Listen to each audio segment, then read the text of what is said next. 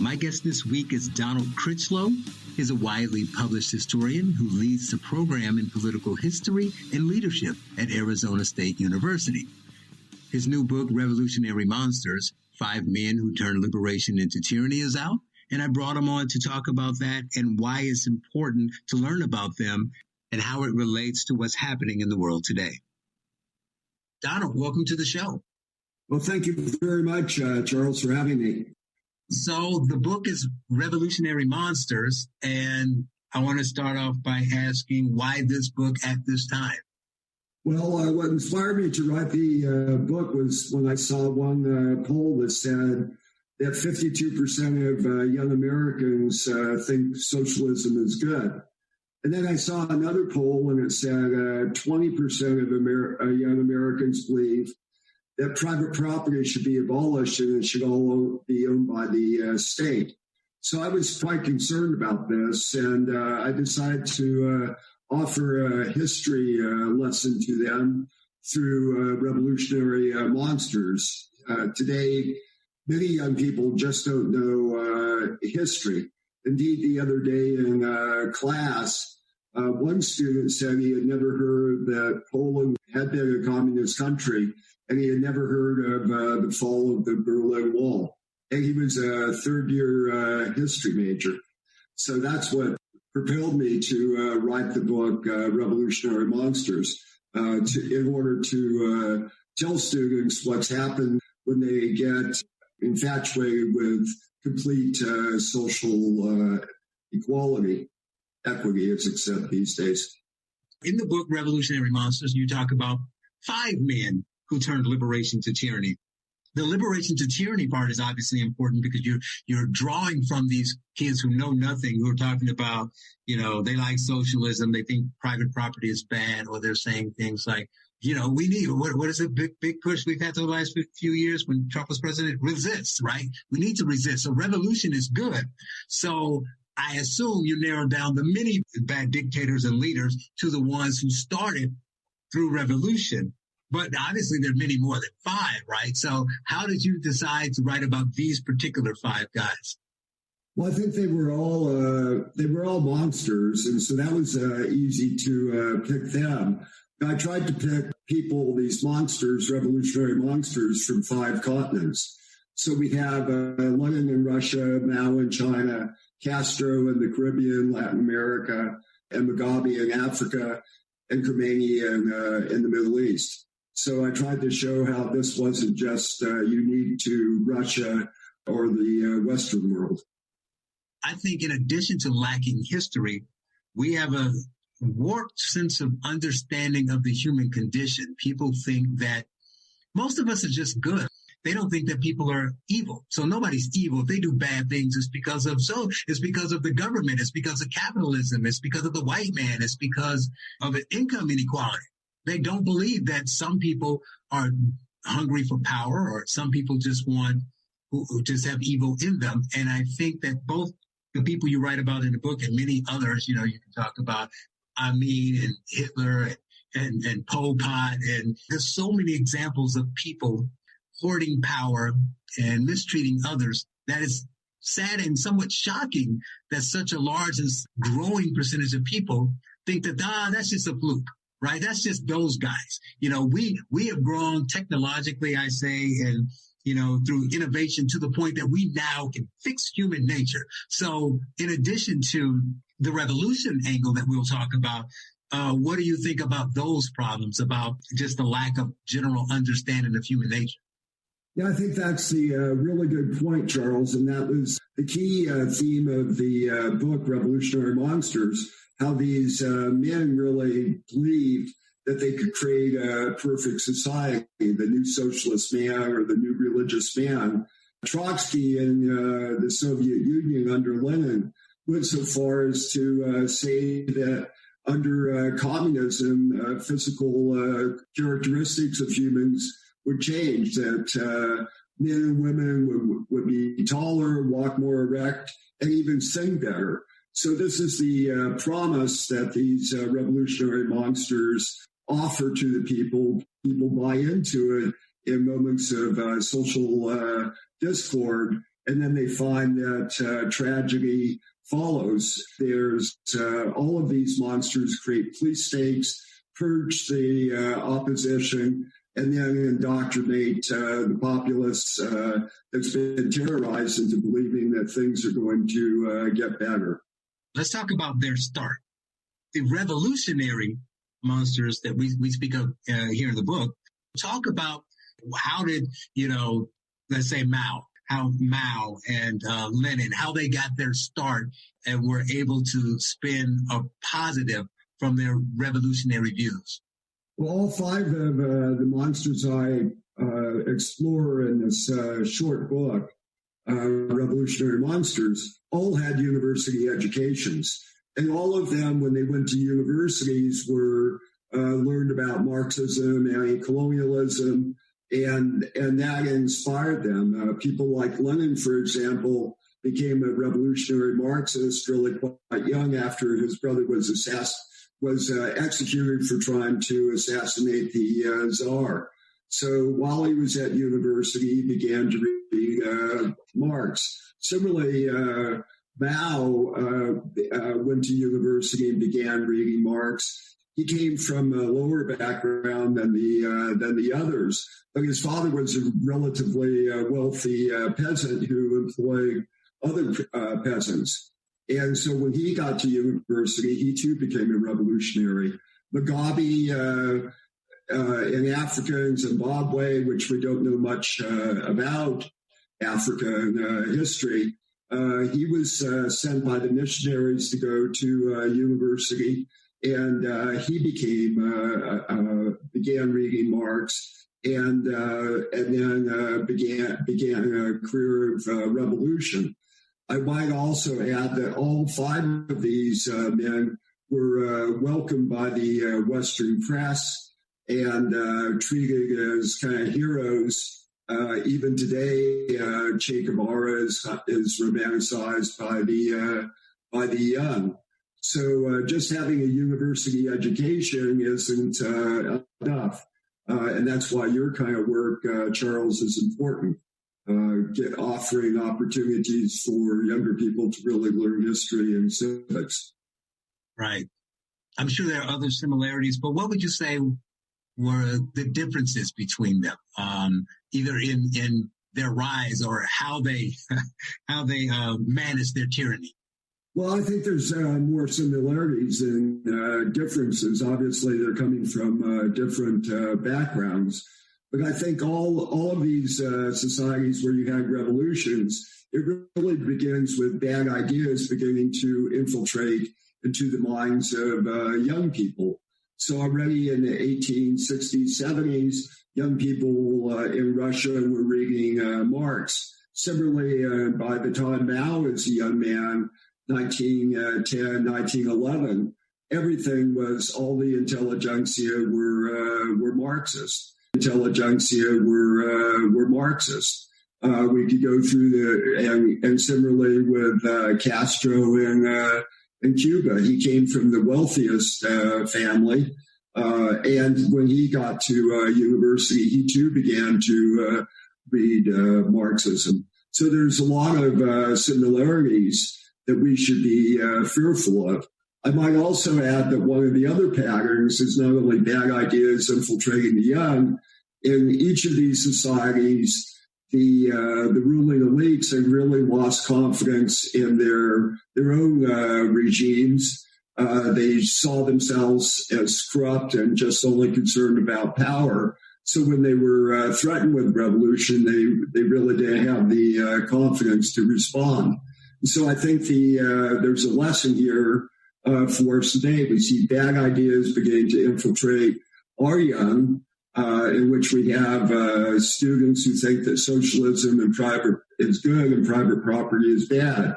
We also now see a ruling elite in our media, entertainment, corporations, and so forth, education, who really believe that our foundational principles are bad. And so bad that the Constitution was a social construction in order to protect slavery. We know that that's not the case, but many young people are believing it. And moreover, we have our elites believing it. We have corporate executives who are now more woke than many university professors. Coming up, more with Donald Critchlow, author of Revolutionary Monsters. You're listening to The Charles Love Show on AM 560, The Answer.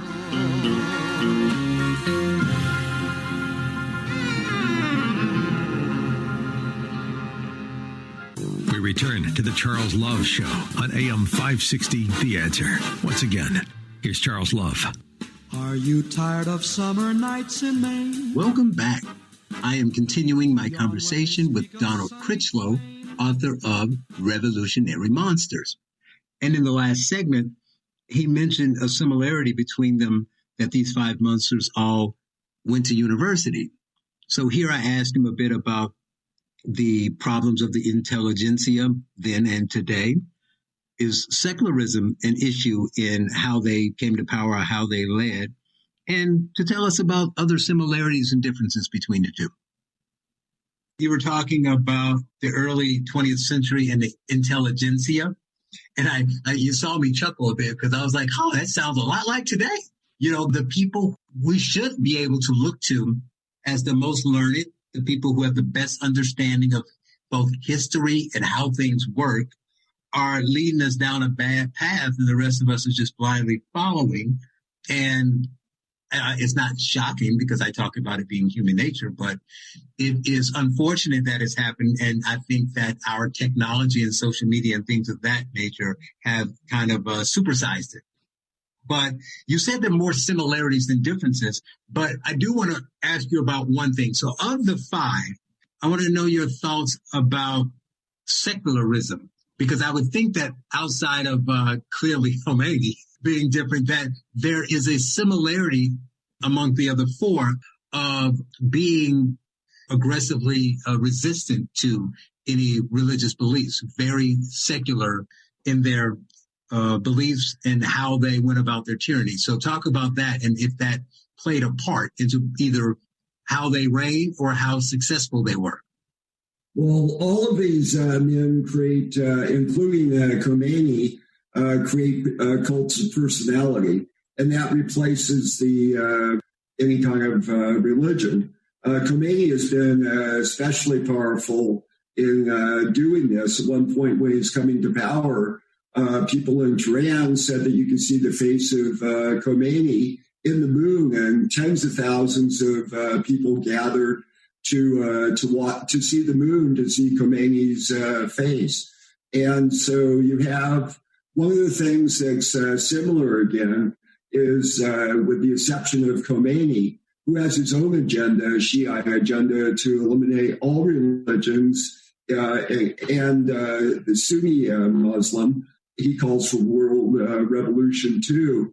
All of them understood that you needed to destroy rival religions, crush the church, Christianity, and they were all very effective in doing this. So priests and clergymen are going to be shot and arrested, while the other dissenters are going to be put into gulags. I might add with Khomeini, to give you an idea of how much of a monster he is, the last month when he was dying, he ordered the all political prisoners to be executed, and 30,000 men and women were hung slowly and executed. So this was his dying wish, and this man projects himself as a new Messiah coming to the world, and speaks through the voice of Allah. And Iran still has the supreme leader today. So it's more than a theocracy. It's a dictatorship. And so we see this similar pattern of attacking the church and repressing any kind of dissent. let's spend a moment painting a picture because people need to understand. So they may say, so what? So they thought that things were going bad and they created a revolution to change what was there and take control. And they made some mistakes. They broke some eggs. But how bad could they be? I think we need to talk about the monsters part of this, give, some brief examples of some of the things that they did, both to suppress any dissent, but just outright evil. What makes them monsters? Maybe they were just bad leaders, but what elevated them to the status of monsters? Well, all of them show in their childhood narcissistic and kind of uncaring attitudes toward their fellow young people. But what makes them monsters, we could take Mao. It's estimated that under his regime, 75 million Chinese were killed. Mao went so far as to order a local cadre to have quota systems on how many people should starve and how many people should be executed. He had a quota system on deaths. If that's not a monster, I don't know what is. It's people like Che Guevara, who I discuss in Revolutionary Monsters, was accused by comrades of actually being a psychopath and a serial killer. Che Guevara himself said he liked killing. It wasn't that he had to do it. It wasn't just for the revolution. He enjoyed killing. Well, I think we do need to just let that sit there for a minute, because this is the guy, obviously, we don't really need to say it, but we should say it. This is the guy whose image is blazing on T-shirts now, right? You go around college campuses and people are celebrating Che. He was a homicidal serial killer, a hitman, basically. He wasn't the dictator. He was the guy hired by the dictator to go basically do hits. Yeah, Castro sends him off to Africa for revolution. And by the way, Che Guevara was a racist. He looked down on the African so-called freedom fighters. He said that they were just ignorant Africans. So you get in all of these people kind of, even though they speak for the masses, they look down on the masses as being ignorant and not really understanding the past and the dialectics of the future. So they're all anointed saints. They're self-anointed saints who are going to lead the people into liberation, even while they have to commit genocide, create a police state, create gulags, and develop new ways of torturing people. One of the first acts Lenin does is to create a secret police, and they pride themselves on discovering new ways of torturing people. Well, one last thing I want to say about them, I just thought about it with something you said and looking at the book cover, and I'm thinking about Lenin in particular, so that made me think of the others. But it's also important to note, as people are romanticizing these and other people, or maybe not them, but the things that they did and the causes they fought for, that in being monsters, one thing that's common thread through them all is that there is no dissent, right? They are supreme, and all of this evil that they're doling out was not just, bad people or criminals or people on the other side, or even religious people. There were people inside it's common. There are people inside their circle, either because of paranoia that this person's trying to take over and take my spot, or just general evil, kind of meet the same fate. I mean, I think of, it's more Stalin, but I think of Trotsky, because you mentioned Trotsky earlier. When I visited Mexico City, I went to his grave. Trotsky was chased all over the world by, and eventually found and executed. But he wasn't killed by, Nazi hunters, right? Obviously pre-Nazi, but he wasn't killed by people who were hunting down, bad communists, right? He was killed by his own people. These people are monsters, and you being aligned with them doesn't necessarily mean that you are going to, have a wonderful, comfortable life. And I think that's important to point out as well. Yeah, each of these men, Lenin, Mao, Castro, Mugabe, and Khomeini, they also purged their own followers. Khomeini unleashes the Revolutionary Guard to attack other Muslim clerics as well. Lenin purges the Bolsheviks very early. Trotsky agrees with this. Trotsky himself institutes what's called Red Terror. All of them were terrorists in their own way. And in the end, it might be said, all of them become exorbitantly wealthy while the masses are starving. And they have no problem with that. All of them want to rewrite history and begin with the year zero. And they all believe that the perfect man is going to be created in the end. But what they're really about is power and dictatorship and totalitarian governments. In the end, all of them are concerned about maintaining their own power. And so they end up no better and even worse than the regimes that they replace. Coming up, more with Donald Critchlow, author of Revolutionary Monsters. You're listening to The Charles Love Show on AM 560, The Answer.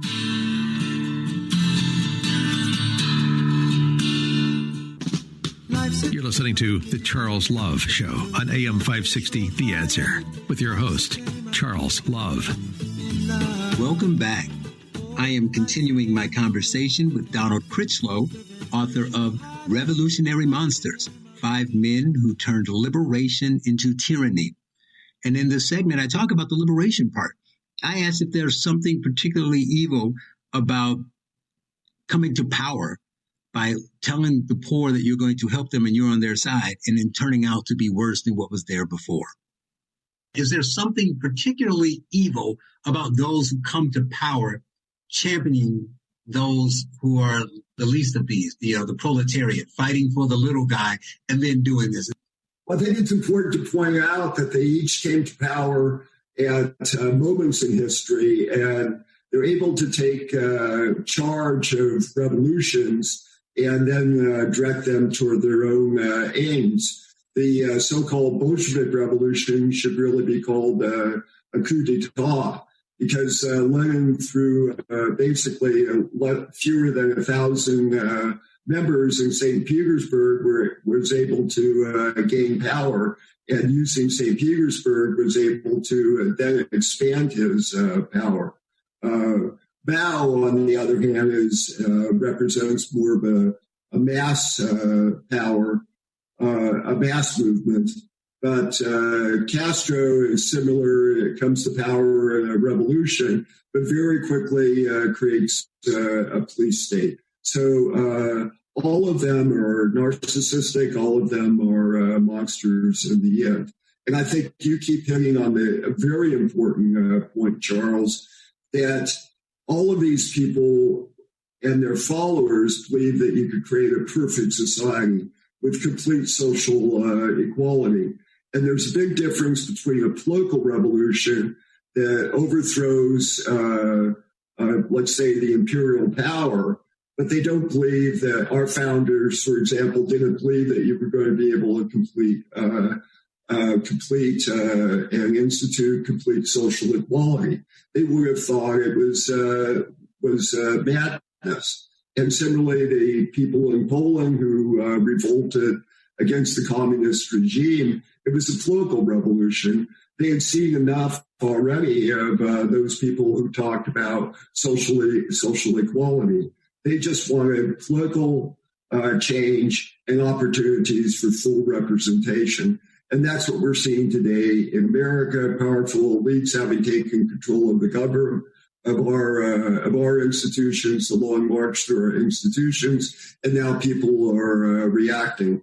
My hope is that Revolutionary Monsters, my small contribution to the cause and to the movement for freedom in America, hasn't come too late, because we've now awoken, many of us, to what's really been occurring over the last 3-4 decades, this long march through our institutions. So we need to share this book with our young people, pass it to our neighbors. Maybe if you have a woke neighbor next door, give it to him, and he'll help form a neighborhood watch group. Right. Yeah, that's totally true. We got to get this information to people. They need a better understanding of like I keep saying, humanity. So you talk about revolutions. Why do you think there's such a bend towards socialism, romanticizing? We talked about Che, but Castro had a strong following, Chavez, and then just the list goes on, and they just find some new person, and he said, well, he's not that bad. He cared about the people. Look at what they did for medical care in Cuba. Look at it. Everybody was literate. Look at the things are so wonderful. Why? I mean, obviously the universities are part of the problem, but is there something else unique about it that's making people who aren't even at the universities think so highly of these people? Well, I do talk about Castro's regime and the idea that there's really good medical care then or today in Cuba is actually laughable. And everybody in Cuba then, when Castro was in power, his successors, knows that if you're part of the party elite, you get better care. And you get better care the higher up you are on the party hierarchy. So I think we still get back to the question as why. We have monsters around us, and in times of social turmoil, you'll see these monsters emerge. And I think the basic point is that you keep making, and I make in the book, that there are such people who are evil, and they may have pretend to have good intentions, but it's all about power with romantic dreams. And when you have young students not knowing about the fall of the Berlin Wall, that they become empty vessels for this kind of propaganda and romanticization that's perpetuated by the left-wing activists today. Last semester, I had two students come up to me after class to tell me they were libertarian communists. Libertarian communists. They thought that they could create a communist society with personal liberty, and it just doesn't work like that. Coming up, more with Donald Critchlow, author of Revolutionary Monsters, 5 Men Who Turned Liberation into Tyranny. You're listening to The Charles Love Show on AM 560, The Answer.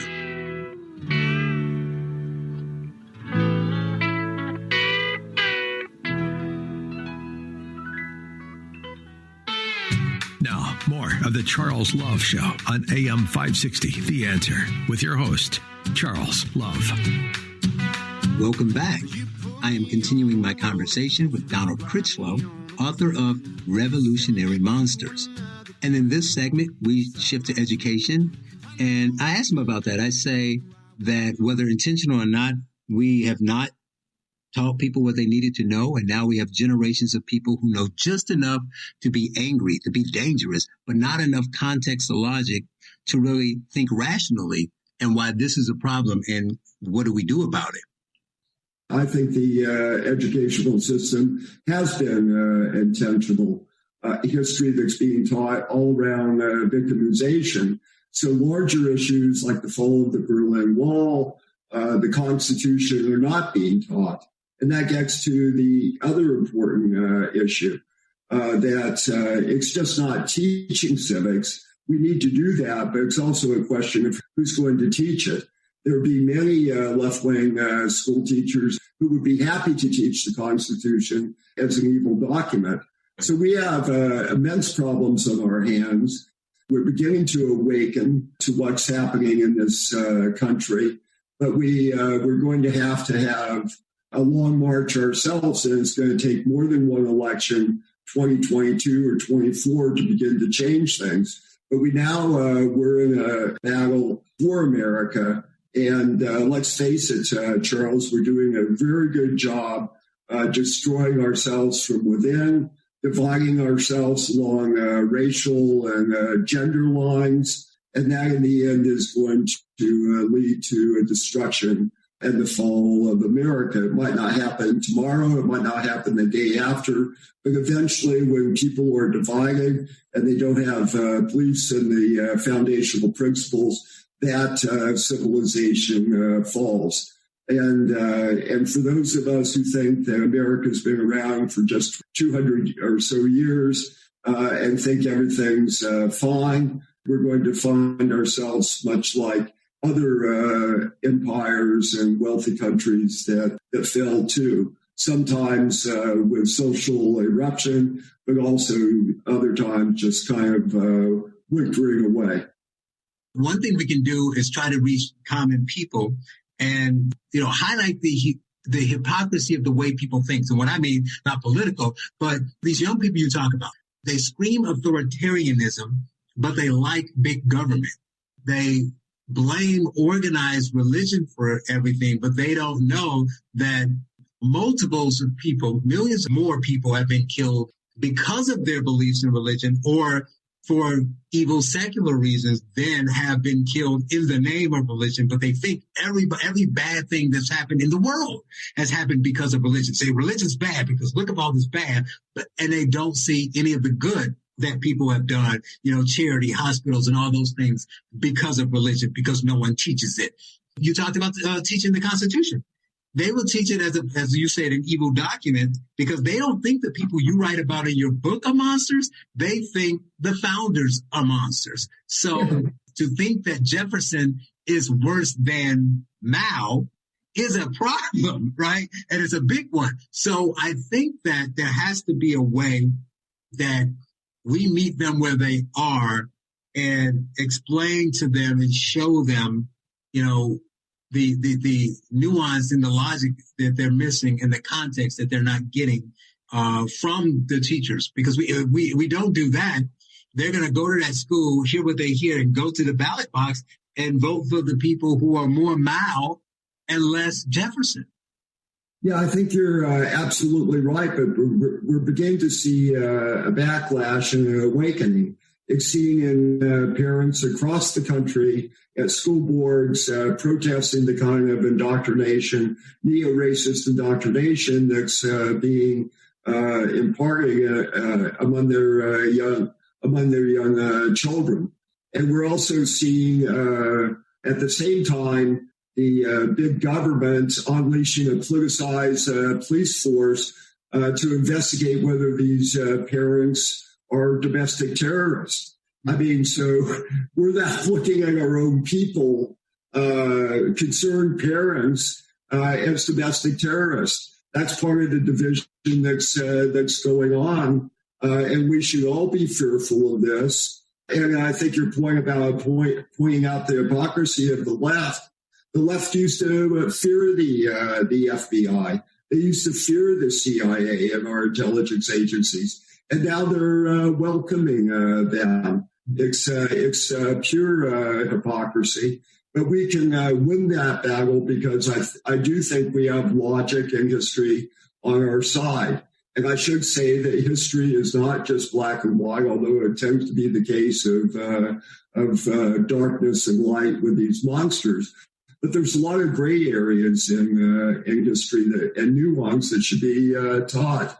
And so we can look at our founders and see that they were flawed men, as Jefferson was, but they also understood that perfect societies could not be created, and they feared power. They saw the power corrupts. So they tried to create an institutional system that would restrain power.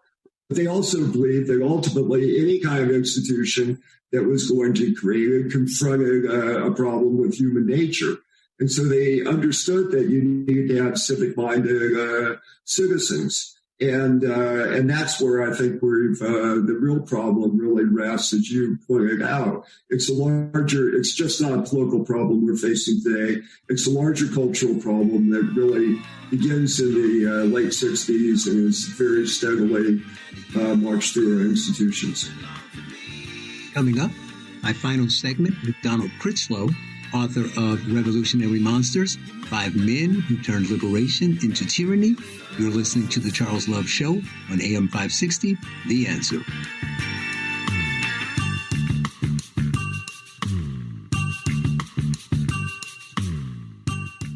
The Charles Love Show continues on AM 560, The Answer.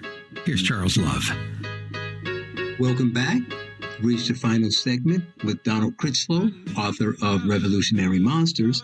And in this segment, I ask what we can do to change what's going on. And I give him credit for writing a book that is short and approachable that the masses can read and not just academics. Absolutely. I kept it short. I kept it readable. I wasn't aiming for other academics. I wasn't aiming for intellectuals. I was aiming for younger readers and also the so-called average person, which I consider myself, by the way.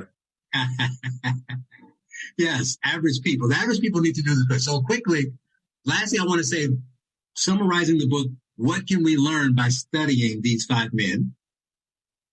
Yeah, I think what we need to learn is history. We need to learn that bad ideas really do matter, that we need to know that elites can fail us, and we need to learn that we cannot create perfect societies, but we should strive for progress. We should strive for political equality. We should strive to up people and protect people who are poor and disadvantaged. That is the message of my book. And then the last thing, the truly last thing, the book is Revolutionary Monsters. And we spent quite a bit of time talking about monsters and not so much the revolutions. So, obviously there were, the American Revolution, they call it a revolution. It's different from, Bolshevik, French, and all the others, right? But let's look at it today. There were a lot of similarities. We talked about intelligentsia. We talked about, authoritarianism. We talked about socialism, all these things. So are we moving toward a new revolution? And if so, who are the revolutionaries though? So because, 18 months ago, we would assume it was the resist, it was the left, it was Antifa or that. But now it might be the masses saying, there's too much, we are being oppressed by the government and there's too much government control, too much canceling and elimination of normal folks. You talked about parents being terrorists. So is there one first? And if so, who are the next revolutionaries? Well, I don't think we're on the verge of a violent revolution, but what we are seeing is a quiet revolution from above. Fundamental changes in our institutions and a denial of people's voices. When you unleash a politicized FBI to investigate people, it's the first step toward a police state. So people are reacting. We need to work within our democratic framework, but what we're seeing is an elite, quiet revolution that could be have severe consequences as any violent revolution from the radical left. He is Donald Critchlow, historian who leads the program in political history and leadership at Arizona State University, a certificate program that provides students with a robust civic education, and author of Revolutionary Monsters, 5 Men Who Turned Liberation into Tyranny. Professor Critchlow, thank you for joining me. Well, thank you very much. Have a good day, Jim.